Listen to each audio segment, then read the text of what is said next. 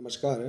आइए आज हम इस वीडियो के माध्यम से एड ग्रेड अभ्यास पुस्तिका सामाजिक विज्ञान कक्षा 8 देखिए इस प्रकार से हमें यह न्यू एड ग्रेड अभ्यास पुस्तिका सामाजिक विज्ञान की हमें प्रदान की गई है। आप देख सकते हैं इसमें यह न्यू एड ग्रेड अभ्यास पुस्तिका है। इसमें देखिए विषय वस्तु दी गई है, आप देख सकते हैं। देखिए इस सत्र के लिए हमें यह न्यू एड ग्रेड अभ्यास पुस्तिका हमें प्रदान की गई है। इसमें दिया देखिए विषय वस्तु दी गई है हमारा अतीत इतिहास। इसमें पाठ 1 से लेकर पाठ 8 तक सभी पाठ दिए गए हैं। इसके बाद इसी प्रकार से है संसाधन एवं विकास भूगोल। इसमें पाठ 1 से लेकर पाठ 5 तक दिए गए हैं। इसके बाद है सामाजिक एवं राजनीतिक जीवन।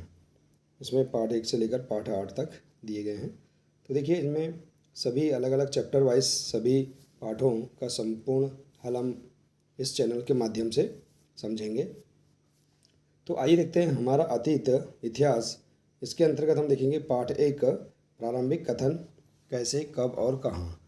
तो इसका हम संपूर्ण हल इस वीडियो के माध्यम से समझेंगे। यदि आप देखिए इसी प्रकार से इसके आगे के अन्य सभी पाठों के संपूर्ण हल आप समझना चाहते हैं, पूर्ण करना चाहते हैं, तो आप हमारे इस चैनल से जुड़े रहिए और इस चैनल को सब्सक्राइब अवश्य कर लें। साथ ही बेल आइकन को प्रेस जरूर कर लें ताकि आने वाले नए वीडियो सबसे पहले आप तक पहुंचते रहेंगे।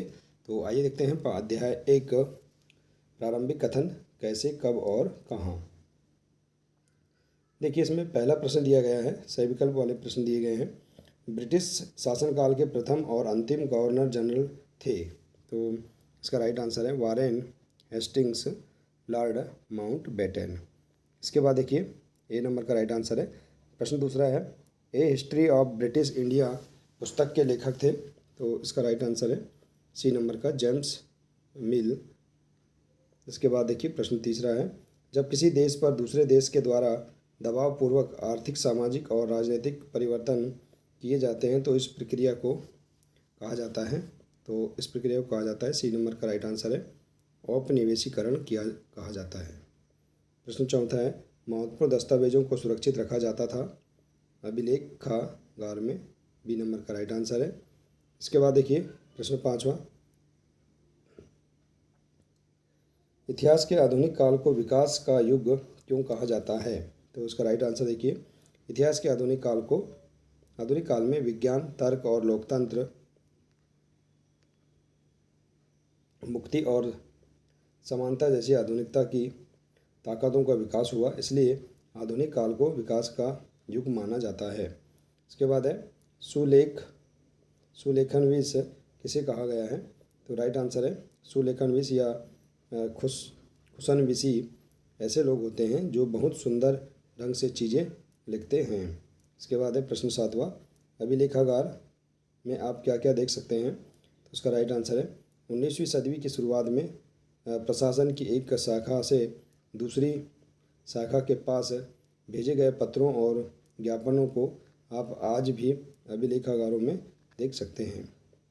प्रश्न आठवां है इतिहास को तारीखों से क्यों जोड़ा जाता था। तो देखिए राइट आंसर इतिहास को तारीखों से जोड़ा जाता था क्योंकि इतिहासकार यह लिखते थे कि कौन से साल राजा को ताज पहनाया गया, किस साल उसका विवाह हुआ, किस साल उसने कौन सी लड़ाई लड़ी।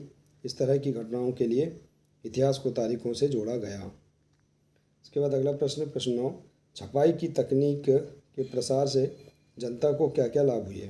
देखिए छपाई की तकनीकी के प्रसार से अखबार छपने लगे और विभिन्न मुद्दों पर जनता में बहस भी होने लगी।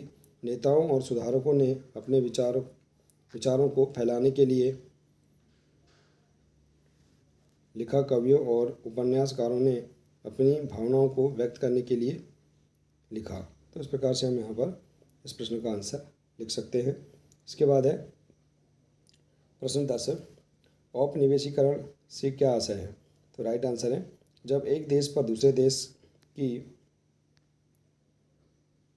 दबदबे से इस तरह के राजनीतिक, आर्थिक, सामाजिक और सांस्कृतिक बदलाव आते हैं तो इस प्रक्रिया को औपनिवेशीकरण कहा जाता है। अगला प्रश्न 11 जनगणना द्वारा किस प्रकार की जानकारियाँ एकत्रित की जाती हैं। तो राइट आंसर है जनगणना द्वारा भारत के सभी प्रांतों में रहने वाले लोगों की संख्या उनकी जाति, इलाके और व्यवसाय के बारे में जानकारियाँ इकट्ठा की जाती थी। इसके बाद है जेम्स मिल द्वारा अपनी किताब में मुख्य रूप से किन बातों को उल्लिखित किया गया है।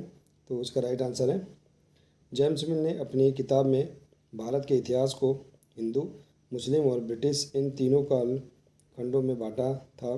कालखंडों के इस निर्धारण को ज़्यादातर लोगों ने मान भी लिया। मिल की राय में ब्रिटिश शासन भारत को सभ्यता की राह पर ले जा सकता था। इसके बाद अगला प्रश्न, औपनिवेशिक शासन के दौरान सर्वेक्षण के क्या उद्देश्य थे। तो देखिए इसका राइट आंसर 19वीं सदी की शुरुआत तक पूरे देश का नक्शा तैयार करने के लिए बड़े बड़े सर्वेक्षण किए जाने लगे। गांवों में राजस्व सर्वेक्षण किए गए।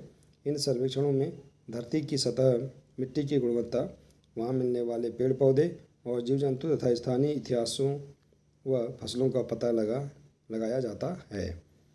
तो देखिए इस प्रकार से इस अध्याय के सभी 13 प्रश्नों के आंसर हम इस प्रकार से आसानी से पूर्ण कर सकते हैं, लिख सकते हैं।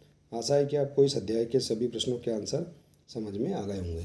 तो देखिए यदि जानकारी अच्छी लगी हो तो प्लीज़ इसे अधिक से अधिक शेयर करें, वीडियो को लाइक करें और इसी प्रकार से इसके आगे की अन्य जानकारी प्राप्त करने के लिए आप हमारे इस चैनल से जुड़े रहिए और इस चैनल को सब्सक्राइब अवश्य कर लें। साथ ही बेल आइकन को प्रेस जरूर कर लें ताकि आने वाले नए वीडियो सबसे पहले आप तक पहुंचते रहेंगे। मिलते हैं इसी प्रकार से इसके आगे के अगले नए वीडियो के साथ। नमस्कार।